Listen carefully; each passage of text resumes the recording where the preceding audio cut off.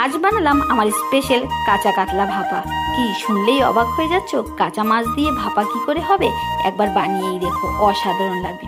প্রথমেই মাছটাকে নুন হলুদ দিয়ে মাখিয়ে এর মধ্যে টক দই দিয়ে দিলাম। তারপরেই দিয়ে দিয়েছি পোস্ত আর একটু চালমগজ বাটা। তারপরে একে একে দিয়ে দিয়েছি পেঁয়াজ বাটা, আদা বাটা, রসুন বাটা, লঙ্কা বাটা একসাথেই পেস্ট করে নিয়েছি। তার মধ্যে সামান্য একটু রঙের জন্য লাল লঙ্কার গুঁড়ো দিয়ে দিয়েছি। ভালো করে মেরিনেট করে 20 মিনিট বিশ্রামের জন্য এটাকে রেখে দিলাম। তারপরেই দেখো 20 মিনিট পর মাছে সব কিছু খেয়ে নিল। কড়াইয়ের মধ্যে তেল বসিয়ে দিয়েছি। তেলের মধ্যে দিয়ে দিলাম কালো জিরা, পেঁয়াজ ফোড়ন দিয়ে আদা রসুন বাটা যে পেস্টটা করেছিলাম সেই পেস্টটাও দিয়ে দিলাম। মশলা থেকে একটা সুন্দর গন্ধ বেরানো শুরু হয়ে গেল। যখনই মশলা থেকে সুন্দর গন্ধ বেরানো আর তেল ছেড়ে দিয়েছে মশলা, তারপরেই দিয়ে দিলাম মেরিনেট করা সেই মাছটা। মাছের মধ্যে আগেই নুন দিয়েছি, তাই অল্প সামান্য নুন দিয়েছি স্বাদ মতন। তারপরেই মেখে রাখা মেরিনেট করা মাছটাকে দিয়ে দিলাম।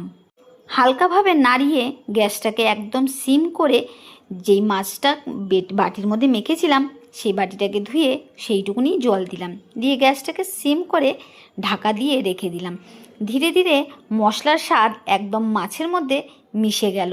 তৈরি হয়ে গেল আমার সুস্বাদু কাঁচা কাতলা ভাপা। গরম গরম ভাতের সাথে জাস্ট ওয়াও লাগবে। একটু দেখো রঙটা অসাধারণ হয়েছে, এবার শুধু খাওয়ার পালা। তো একবার এইভাবে কাঁচা কাতলা বানিয়েই দেখো, খেতে কিন্তু অসাধারণ লাগবে। আর একটা সুন্দর ফ্লেভার হয়, ধনেপাতা থাকলে তো ছিল না তাই দেওয়া হয়নি।